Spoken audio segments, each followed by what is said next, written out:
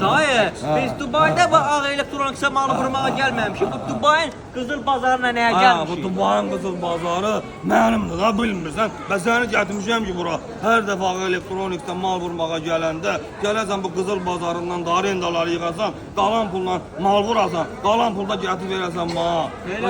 Mən buraya Bilmirdim, mən nə bilim bu qızıl bazar sənindir. Gedək Burj Xəlifəyə. Burj Xəlifə də mənimdir, ana bacıoğlu. Hə, Gedək, hə, bacıoğlu, gedək orayla da səni tanış eləyəcəm. Burj Xəlifəni o vaxtı mən deydirmişəm mən. Ondan sonra səni orayla da tanış eləyəndən sonra oranın da arendasını sən yığarsan. Ondan Burj Xəlifənin açar üstündə gedək. Hə, narahatım açıqdır, gəl. Dayı, sənin bu titikliyin yeri burada Burj Xəlifə.